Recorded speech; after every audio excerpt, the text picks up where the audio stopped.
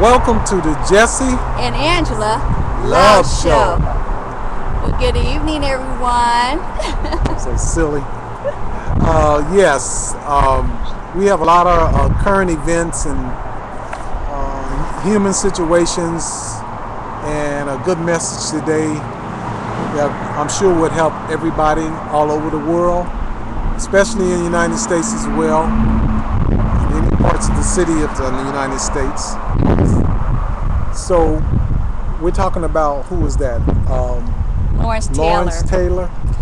Oh, yes. Of the New York Giants. Used to be a former player of the New York Giants. Yes, and he's a Hall of Famer. He's a Hall of Famer? And he was arrested today allegedly for rape and prostitution on assault on a 16-year-old runaway girl. Not good. And she happened to been forced into his room against her will in his suburban hotel room that he was staying at the time. Wow. So you probably remember him being last year Dancing with the Stars. Yes, I remember clearly. And also maybe done some few movies and everything like that, trying to get himself on, back on track. And then also he got in trouble years ago for some drugs that he done, and everything like that. So he's been on a roller coaster ride, but now he hoping that this young lady will be able to come forth and tell the truth that he did not rape her. Yeah, and did not use her as prostitution too. Idle-mind is the devil's workshop, right? All day long. So we just have to pray for him and then pray for that 16-year-old, especially for her. Why did she run away? What was her excuse and everything? So, there's a lot of things that's planned. There's two sides of every story. It's between her and Lawrence Taylor and God. So all three know.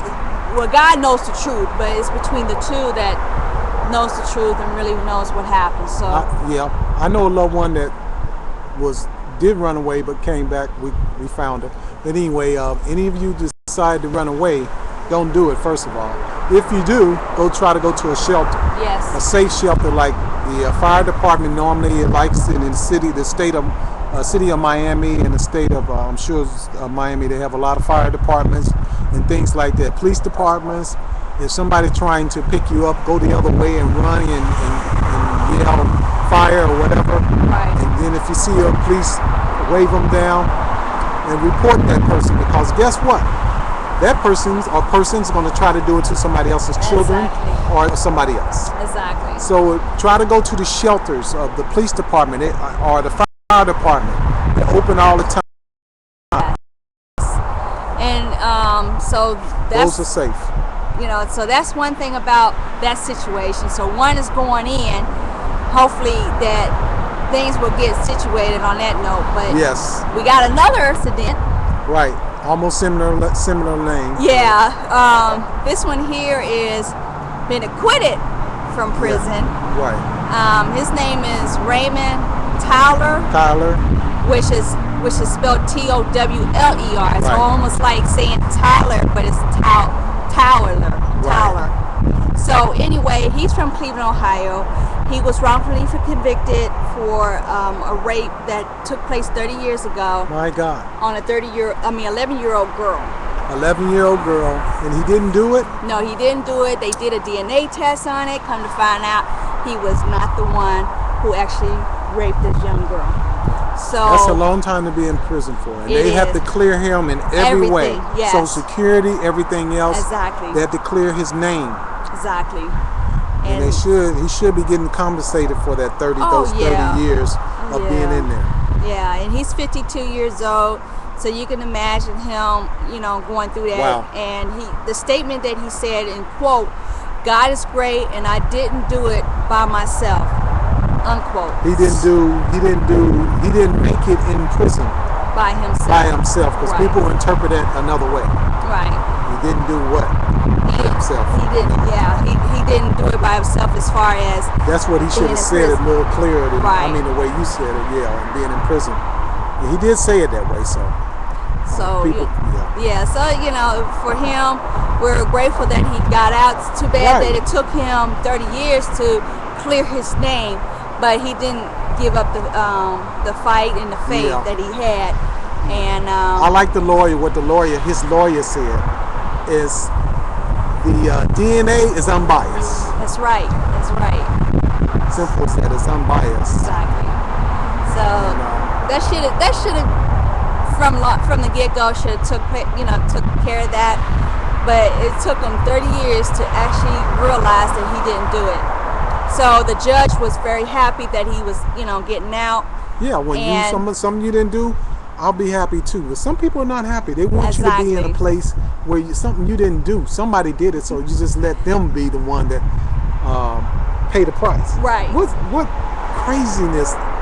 It's stuff in people's mind. Exactly. If it was regardless if it was a white girl or a white young lady or a black or whatever, rape is rape, and when you rape somebody got to be put in jail for it and sentenced for a long time for that. Right. So it doesn't matter. Sometimes things are in people's head where okay, you didn't do it, but somebody, I don't understand. Right. But you know what? We don't even worry about those kind of people because they always going to be there. Exactly. So they always say that there's people who go into prison. They say, "Well, I didn't do it. I didn't do this." Some of them have not done it. And sure enough, he didn't do right. it. But he kept the faith and he trusted in the Lord to get him out. And sure enough, he did. It took him some years. Long time. In Cleveland, Ohio, seeing some changes from the time that he was out there before he went in, and then after he comes back, it's like, wow, the cell phones and all this technology has, advanced. So it's like, wow, to him. The Lord has a way of getting your attention. Exactly. So, what's our next topic? And one thing I wanted to talk about too is that's something right offhand. We have to pray for people all over the world for sure. Mm-hmm. One South African lady said something that was touching. Now she's going to quote it the correct way because I'm making this quote. Two of them said something. One was in the continent of Africa. We got a lot of stuff going on in this world. First of all, we got slavery going on like never before. And I don't talk about non-servitude slavery. I mean simply slavery. We have young 40 to 70% of the wars, the children are engaged in it. That's from the continent of Africa.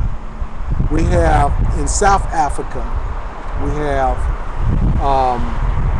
it said every day, I always put Q in medical terms, every day, there are 8,000 young girls traded for slaves, as slaves.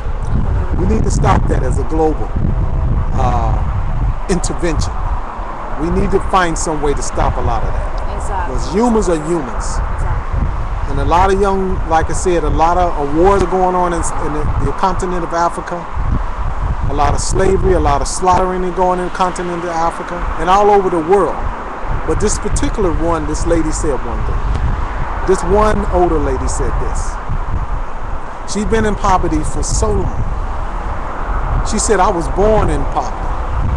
That's what she said. I couldn't believe it. In my blood is poverty.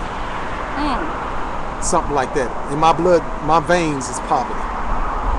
And she was saying I wasn't sure that I was going to be able to eat the next day. Poverty is every day for me. And she went on, man. It was so touching. Exactly. And then this other lady, and we're going to lead to that point, where the lady said I had 12 children. Sure did. And within 5 years, she's seen 5 of her children die from HIV. HIV or AIDS. AIDS too, didn't it? HIV. And she said, the Lord give it. And the Lord taketh away.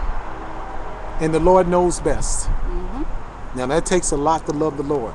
Sure does. She had the spirit of Job. Because the Lord said, he said the same thing.